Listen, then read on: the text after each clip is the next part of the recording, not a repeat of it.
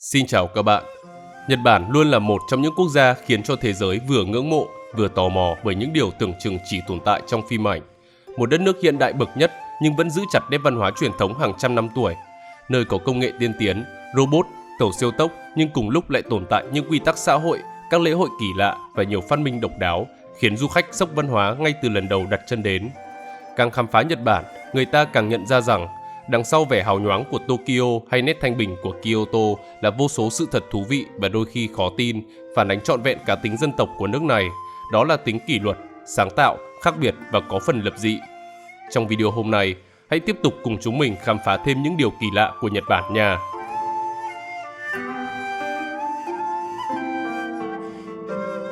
Vì sao gọi là Nhật lùn? Trong quá khứ, người Nhật thường bị chế giễu là lùn. Cái biệt danh tưởng chừng như tầm thường này lại ẩn giấu câu chuyện phức tạp liên quan đến cả ngôn ngữ, chế độ dinh dưỡng và ngộ nhận lịch sử. Câu chuyện bắt đầu từ khoảng thế kỷ thứ 2 khi Trung Quốc lần đầu tiên tiếp xúc với Nhật Bản và gọi họ là Oa, tức là phục tùng. Sau đó chữ Oa lại mang thêm một nghĩa xấu khác là lùn, do giống với chữ Nụy. Từ đây, cái biệt danh Nhật lùn ra đời. Vậy họ có thật sự thấp? Câu trả lời chính xác là có. Người Nhật Bản thật sự thấp hơn người Trung Quốc, đặc biệt là người Hoa Bắc. Điều này càng được củng cố vì chế độ dinh dưỡng. Do ảnh hưởng của Phật giáo, vào năm 675, Thiên Hoàng Tenmu ban hành sắc lệnh cấm ăn thịt bò, ngựa, chó, gà và khỉ đúng vào mùa canh tác. Qua thời gian, lệnh cấm này được mở rộng suốt cả năm với tất cả các loại thịt. Thực tế, từ trước khi có lệnh cấm, thịt cũng không phải một phần thiết yếu trong cuộc sống của đa số người dân. Do Nhật Bản là quốc đảo, nên hải sản mới là mặt hàng phổ biến nhất. Hơn nữa, hoạt động chăn nuôi ở đây rất khó khăn, nên việc ăn những con vật có ích cho nông nghiệp cũng không được khuyến khích. Kết quả là trong suốt 1.200 năm, thịt bị cấm ở Nhật Bản và ai muốn tiêu thụ thì phải lén lút. Phải đến năm 1872, lệnh cấm này mới được gỡ bỏ trong thời kỳ Minh Trị Duy Tân, đồng thời khuyến khích người dân ăn thịt đỏ và uống sữa để cải thiện tầm vóc. Từ đó chiều cao của người Nhật cũng dần cải thiện, từ 157,9 cm đối với nam và 147 đối với nữ vào năm 1900, tăng lên thành 162,5 và 152,5 vào năm 1939. Để so sánh, lúc này người Việt Nam có chiều cao trung bình đạt 160 cm đối với nam và 150 cm đối với nữ.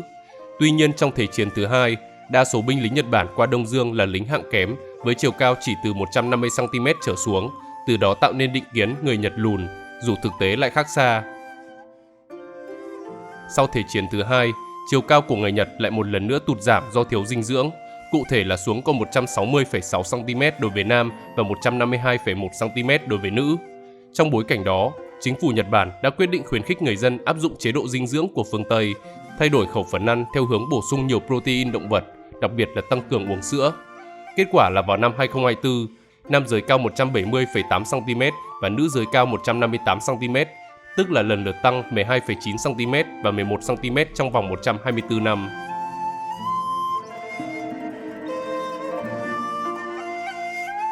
Khỏa thân đi trong băng. Nếu bạn muốn trải nghiệm một trong những lễ hội kỳ lạ và độc đáo nhất Nhật Bản thì không thể bỏ qua Sominsai, một truyền thống kéo dài cả nghìn năm, được tổ chức vào đầu năm mới để cầu nguyện cho mùa màng bội thu và thoát khỏi thiên tai. Nó diễn ra tại chùa Kokuseki thuộc thành phố Osu, tỉnh Iwate. Khác hẳn với những lễ hội rực rỡ pháo hoa hay là múa truyền thống, Sominsai mang đến một trải nghiệm thử thách sức khỏe cho người tham gia. Theo đó, vào đêm mùng 7 tháng Giêng âm lịch, khi thời tiết vẫn còn lạnh, những người đàn ông chỉ được mặc khố, đi bộ từ chùa Kokuseki đến con sông gần đấy để đắm mình trong làn nước gần như đóng băng nhằm thanh tẩy bản thân. Sau đó họ quay lại và đi vòng quanh chùa một vòng dưới ánh đèn lồng, rồi vào bên trong cầu nguyện phước lành và tập trung lại để tranh giành một cái túi thiêng với niềm tin rằng người chiến thắng sẽ được các vị thần phù hộ trong năm mới, có được sức khỏe và hạnh phúc. Đến buổi sáng mùng 8, những người tham gia đều sẽ đồng loạt hô vang "Ma quỷ hãy biến đi", khiến cho tiếng động vang vọng khắp rừng cây tuyết tùng, đánh dấu một thời điểm kết thúc của lễ hội. Thông thường, Sominsai thu hút khoảng từ 2.000 cho đến 3.000 du khách mỗi năm, nhưng vào năm 2024, con số ấy đã tăng lên gấp đôi bởi đây là lần cuối cùng lễ hội được thực hiện. Thực tế, truyền thống hơn 1.000 năm này đã trở thành gánh nặng đối với cộng đồng cư dân bản địa, vốn đang già hóa nhanh chóng và không còn đủ sức để đảm đương công việc tổ chức. Nhìn bề ngoài, lễ hội trông rất thú vị, nhưng đi kèm với đó là hàng loạt các nghi lễ và công việc cần tiến hành sau hậu trường. Với dân số ngày càng già hóa thì rất khó để các ông lão có thể tổ chức một sự kiện quy mô lớn như vậy. Dù vậy, ngọn lửa truyền thống chưa bao giờ tắt. Người dân nơi đây vẫn nuôi hy vọng tìm ra một cách thức mới để duy trì lễ hội, bởi vì đối với họ, giá trị đích thực của Sominsai chỉ có thể được cảm nhận trọn vẹn khi chính bạn bước vào cuộc hành trình ấy.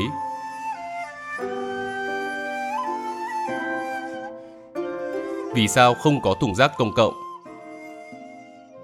Nếu bạn từng đến Nhật Bản, hẳn sẽ ngạc nhiên khi đi dọc theo các con phố, công viên hay nhà ga mà gần như không thấy một thùng rác công cộng nào. Đây là một trong những điều khiến du khách cảm thấy vừa bất ngờ, vừa tò mò về văn hóa và lối sống đặc biệt của người Nhật. Nhưng ít ai biết rằng, nguyên nhân của hiện tượng này xuất phát từ một bi kịch lịch sử. Vào thập niên 1990, giáo phái Omun Shinrikyo bắt đầu nổi lên và thu hút nhiều tín đồ. Tổ chức tà đạo này đã thực hiện nhiều hành động khủng bố. Đầu tiên là vụ tấn công bằng khí sarin ở Matsumoto vào ngày 27 tháng 6 năm 1994, khiến cho 8 người thiệt mạng và 500 người bị thương. Thế nhưng kẻ thủ ác không bị phát hiện. Sau đó, vào ngày 20 tháng 3 năm 1995, 5 người thuộc giáo phái Omu Shinrikyo đã xả chất độc thần kinh sarin khắp các ga tàu điện ngầm tại Tokyo vào giờ cao điểm buổi sáng. Những kẻ tấn công dùng túi ni lông bọc trong giấy báo để tạo cơ chế phát tán khí độc không màu và không mùi. Hậu quả là 14 người thiệt mạng và 1.000 người bị thương. Lần này, các hung thủ đã bị tóm gọn và tổ chức tà giáo cũng bị cấm hoạt động. Dù vậy, nhiều người Nhật vẫn e sợ thảm họa tái diễn và yêu cầu chính phủ phải hành động mạnh tay để ngăn chặn. Một trong những biện pháp an ninh được thực hiện là loại bỏ hoàn toàn thùng rác công cộng, bởi đây có thể là nơi giấu nhiều loại vũ khí khủng bố. Hành động ấy cũng giúp cho đường phố sạch sẽ hơn khi mỗi cá nhân tự nâng cao sự tự giác trong việc vứt rác. Do không muốn phiền hà ai phải dọn dẹp đống rác của mình, nên hầu hết mọi người đều mang túi đựng rác về nhà tự đổ. Tuy nhiên điều này lại khiến không ít người nước ngoài ngạc nhiên. Theo khảo sát của Cơ quan Xúc tiến Du lịch Nhật Bản vào đầu năm 2025, có tới 21,9% du khách quốc tế cho rằng việc thiếu thùng rác là bất tiện lớn nhất, nhiều hơn rào cản ngôn ngữ hay là tình trạng quá tải tại điểm tham quan. Dù vậy, đây vẫn là nét đặc trưng thú vị của văn hóa Nhật Bản, giúp cho nước này trở thành một trong những quốc gia sạch nhất trên thế giới.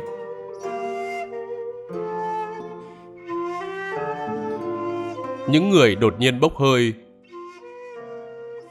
Nếu bạn đang tìm kiếm những câu chuyện kỳ lạ thì không thể bỏ qua Johatsu, những người bỗng dưng bốc hơi. Đây là hiện tượng thực tế xảy ra trong xã hội Nhật Bản từ nhiều thập kỷ qua.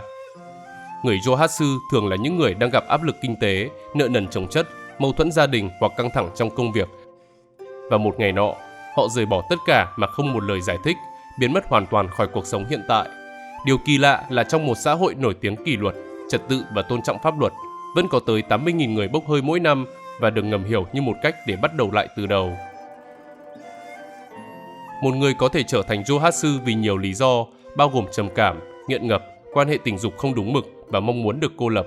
Có người thì trốn tránh bạo lực gia đình, nợ nần cờ bạc, các giáo phái, kẻ theo dõi, chủ lao động và những hoàn cảnh gia đình khó khăn. Bên cạnh đó, nỗi xấu hổ vì mất việc, ly hôn và thậm chí là trượt kỳ thi cũng có thể thúc đẩy người ta biến mất. Đáng chú ý, có các doanh nghiệp hỗ trợ Johatsu được gọi là Jonigeda, có nghĩa là cửa hàng hoạt động chớp nhoáng. Những cơ sở này tương đối dễ tiếp cận và có trang web riêng. Một Jonigeda cụ thể có thể tính phí từ $450 cho đến $2.600 cho các dịch vụ của mình, tùy thuộc vào một số yếu tố như là số lượng tài sản, khoảng cách di chuyển, có phải là chuyển nhà vào ban đêm hay không, có bao gồm trẻ em hay không và khách hàng có đang trốn tránh người đòi nợ hay không. Đôi khi người ta phát hiện ra Johatsu dành thời gian ở các tiệm pachinko và phòng khách sạn giá rẻ, hoặc là tiêu cực hơn, một số đã tự tử sau khi trốn tránh.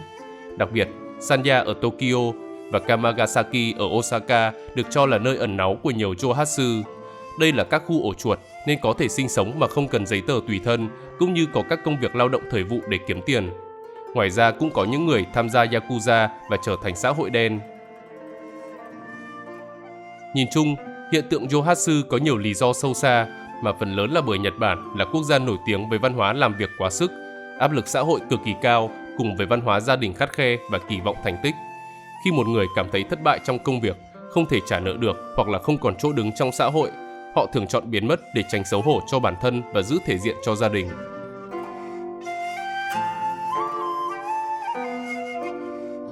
Những chuyên gia xin lỗi.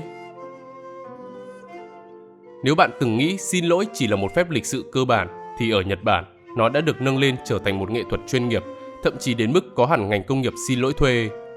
Một trong những cái tên nổi bật là Shazai Daiko, được thành lập vào năm 2014 và hiện có khoảng 120 nhân viên, chủ yếu nhận yêu cầu xin lỗi qua điện thoại hoặc là trang web. Phần lớn nhiệm vụ sẽ được chia thành hai loại cơ bản, một là các công ty đang có khách hàng giận dữ, hai là những người không trung thủy. Khi có yêu cầu, khách phải mô tả rõ lý do, khu vực cần đến và mức độ nghiêm trọng của vấn đề. Tùy theo tình huống, nhân viên có thể xin lỗi thông qua việc gặp trực tiếp, qua điện thoại hoặc là qua email. Nhưng gây ấn tượng mạnh nhất vẫn là những lời xin lỗi trực tiếp, nơi họ sử dụng hình thức dogeja, tức là cúi đầu và quỳ gối sát đất để thể hiện sự ăn năn tuyệt đối. Trong phần lớn trường hợp, người được xin lỗi thường sững lại và chấp thuận vì không muốn đẩy sự việc đi xa hơn. Giá cả có thể thay đổi tùy thuộc vào nguyên nhân cũng như hình thức thực hiện. Shazai Aiga thu phí dịch vụ khoảng $230 cho một lời xin lỗi trực tiếp và $90 cho một lời xin lỗi qua điện thoại hoặc là thư điện tử, trong khi Nihon Shazai Daikokao lại thu phí theo giờ với khoảng $32 cho một giờ sử dụng dịch vụ. Dù trở thành dịch vụ phát triển ở Nhật Bản, nhưng các công ty xin lỗi thuê vẫn nhận về nhiều lời chỉ trích vì nó làm các mối quan hệ giữa mọi người trong xã hội trở nên giả tạo. Nhiều người cho rằng thà không nói lời xin lỗi còn hơn đưa ra một lời xin lỗi một cách giả tạo như vậy, vì như vậy người sai sẽ không thể nhận ra được lỗi lầm của mình.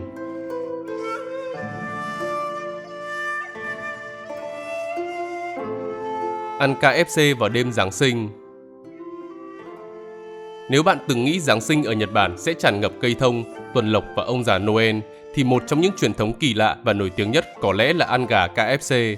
Nghe có vẻ bất ngờ, nhưng đối với người Nhật, nó đã trở thành một phần không thể thiếu trong đêm ngày 24 tháng 12, đến mức bạn phải đặt trước hàng tuần để chắc chắn có suất. Quay trở lại quá khứ, cửa hàng KFC đầu tiên tại Nhật Bản mở vào năm 1970 và được quản lý bởi Okawara Takeshi.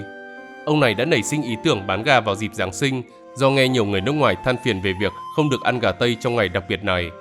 Tuy nhiên, tại Nhật Bản khi ấy chỉ có 2% dân số là theo Cơ đốc giáo, nên việc ăn mừng dịp lễ Giáng sinh vẫn chưa phổ biến.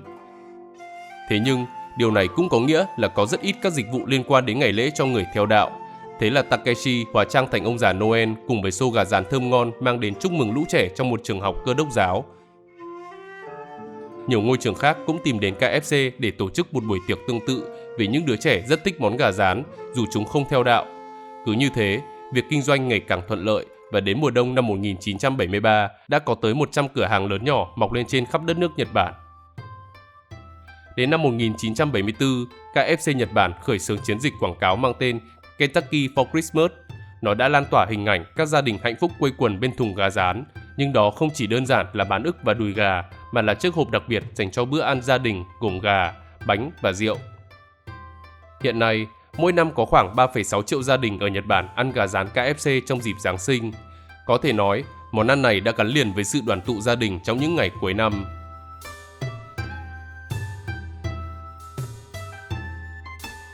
Dịch vụ cho thuê gia đình.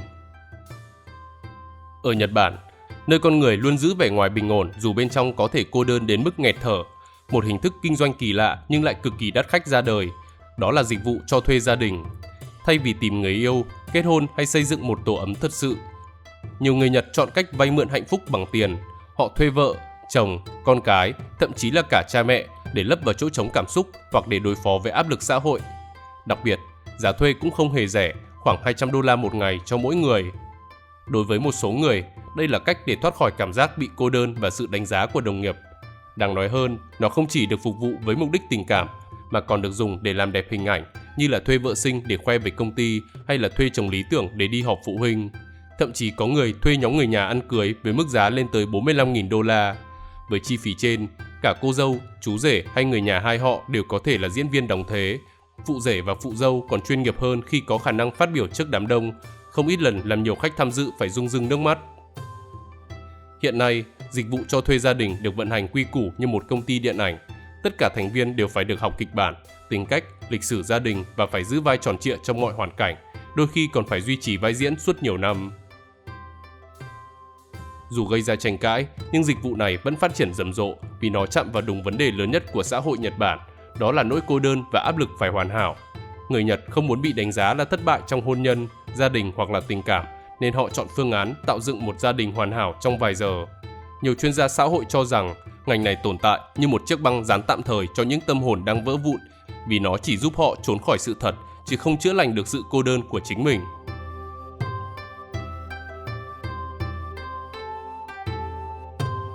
Nhiều khách sạn tình yêu nhất thế giới. Nhắc đến Nhật Bản là nhắc đến vô vàn điều kỳ lạ, và trong số đó là 37.000 khách sạn tình yêu trải dài khắp cả nước, đã trở thành mảnh ghép độc đáo và rất riêng của đời sống hiện đại. Đây là những công trình được thiết kế dành riêng cho các cặp đôi muốn có không gian riêng tư, với đủ loại phòng từ đơn giản cho đến xa hoa, thậm chí có cả những phòng chủ đề kỳ lạ như là phòng rừng nhiệt đới, phòng cổ tích hay phòng theo phong cách siêu anh hùng. Khách sạn tình yêu xuất hiện lần đầu vào những năm 1960 và nhanh chóng trở thành biểu tượng văn hóa đặc trưng của Nhật, phản ánh cả nhu cầu về không gian riêng tư trong xã hội đông dân và nhịp sống bận rộn. Những cơ sở này ở Nhật có đặc điểm rất khác biệt so với khách sạn thông thường. Thay vì tiếp xúc trực tiếp với lễ tân, nhiều khách sạn sử dụng máy tự động, thang máy riêng và quầy thanh toán giấu mặt, giúp khách hàng hoàn toàn riêng tư. Giá thuê cũng linh hoạt, từ vài giờ cho đến qua đêm, tùy theo nhu cầu. Điều này khiến khách sạn tình yêu không chỉ phục vụ các cặp đôi trẻ mà còn là nơi lý tưởng cho những người cần tránh sự soi mói hoặc là muốn trải nghiệm một đêm đặc biệt mà không bị ai làm phiền. Trái ngược với những gì nhiều người nghĩ, khách sạn tình yêu ở Nhật không hề kín đáo hay lẩn khuất. Thay vào đó, chúng nổi bật với kiến trúc vui nhộn, màu sắc rực rỡ và những thiết kế độc đáo không thể lẫn với đâu được.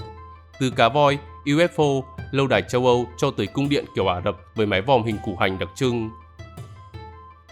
Ngoài ra, nó còn phản ánh văn hóa độc đáo của Nhật Bản về tình dục và riêng tư.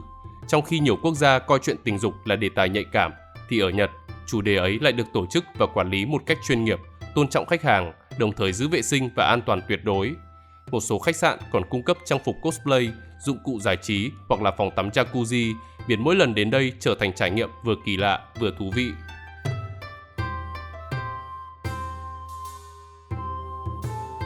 Những phát minh vô dụng. Nếu bạn nghĩ Nhật Bản chỉ nổi tiếng với công nghệ cao, robot thông minh hay ô tô siêu tốc thì chắc chắn sẽ bất ngờ khi biết rằng đất nước này cũng là thủ phủ của những phát minh vô dụng nhưng cực kỳ thú vị, hay còn gọi là Chindogu. Đây là từ dùng để chỉ những sáng chế vừa hài hước vừa kỳ quặc, đôi khi không thực sự cần thiết nhưng lại khiến cho người ta phải thốt lên, chỉ có Nhật Bản mới nghĩ ra. Những phát minh này không chỉ mang tính giải trí mà còn phản ánh tinh thần sáng tạo không giới hạn và khả năng nhìn đời theo cách rất khác. Một ví dụ điển hình của Chindogu chắc chắn sẽ khiến bạn bật cười. Chẳng hạn, có một công cụ bảo vệ tóc khi ăn mì, giúp mái tóc không vướng vào bát, hay là quạt làm mát gắn vào đũa để người dùng có thể vừa ăn vừa làm mát món mì nóng hổi. Một số phát minh khác còn gây bất ngờ hơn, như quần áo trẻ em tích hợp với cây lau nhà, giúp bé vừa mặc quần áo vừa lau sàn, ô cho giày để giữ giày khỏi ướt, hay cả vạt ô, dù nó giúp cho con người có thể vừa đi làm vừa che mưa nhưng cực kỳ vướng víu. Bên cạnh đó, còn có những ý tưởng khiến cho người nghe phải bật cười, như máy tăng cường thính giác bằng cái bát, mũ khăn giấy cho người bị dị ứng, bật lửa chạy bằng năng lượng mặt trời, máy sấy tóc di động khi đi bộ và áo hướng dẫn gãi lưng. Điều thú vị là Chindogu không chỉ là trò đùa. Người Nhật quan niệm rằng mỗi sáng chế đều phải gần như hữu dụng nhưng không hoàn toàn và tuyệt đối không được thương mại hóa đại trà. Đây là cách họ kết hợp nghệ thuật, hài hước và quan sát đời sống hàng ngày. Nhiều phát minh ra đời từ nhu cầu cực kỳ đời thường, nhưng khi nhìn từ một góc độ khác lại trở thành một ý tưởng cực kỳ độc đáo, hài hước và gây ấn tượng mạnh.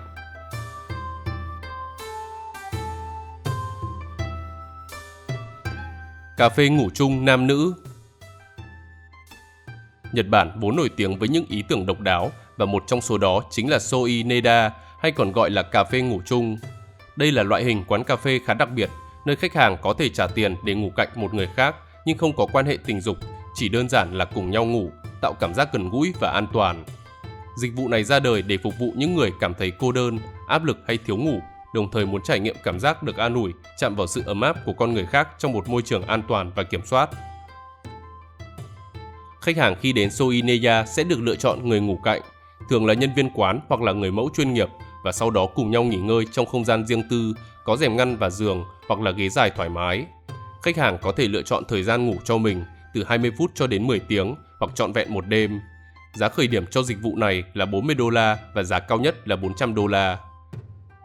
Các quán Soi Neya không chỉ phổ biến với người độc thân mà còn được một số khách hàng làm việc quá tải, sống xa nhà hoặc là mới chuyển đến Tokyo tìm đến. Nhiều người cho rằng chỉ cần được gần một người khác mà không cần nói chuyện, họ đã giảm bớt căng thẳng.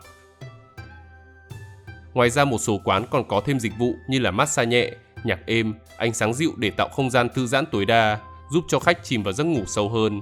Trong khi các gói đi kèm bao gồm vỗ lưng để ngủ, vuốt tóc các cô gái trong 3 phút, nhìn vào mắt trong 1 phút hay là tựa đầu vào đùi nhân viên phục vụ.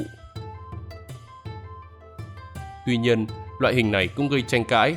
Một số người cho rằng việc trả tiền để ngủ cạnh người khác là kỳ quặc và có phần phản cảm, trong khi nhiều người khác lại đánh giá đây là giải pháp tinh thần hiện đại, phù hợp với xã hội Nhật Bản, nơi áp lực công việc và sự cô đơn ngày càng gia tăng.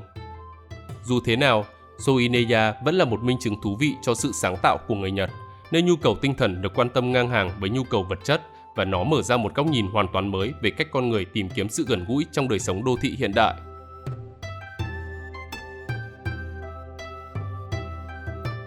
Nắp cống là tác phẩm nghệ thuật.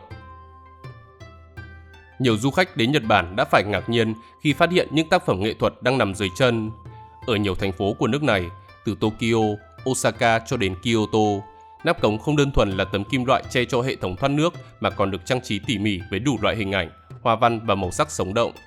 Đây là một trong những chi tiết nhỏ nhưng cực kỳ độc đáo, phản ánh cả văn hóa, lịch sử và bản sắc địa phương. Nhật Bản có tới 12.000 nắp cống nghệ thuật và mỗi cái mang một câu chuyện riêng. Ví dụ, ở thành phố Sapporo, bạn sẽ thấy hình ảnh cá hồi và tháp đồng hồ, còn ở Katsuyama là nơi đầu tiên ở Nhật Bản phát hiện ra hóa thạch khủng long, trong khi Aomori lại có hình ảnh một chiến binh samurai cùng với các vũ công trong trang phục hóa trang và đội mũ hoa.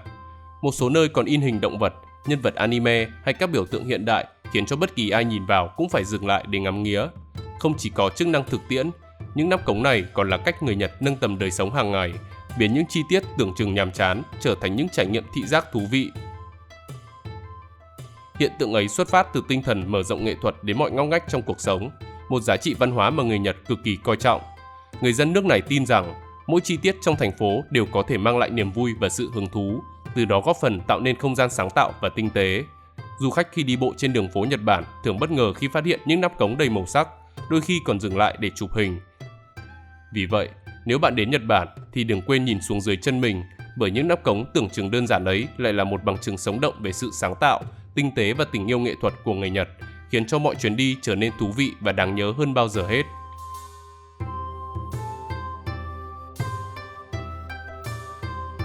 Các loại nhà vệ sinh kỳ lạ.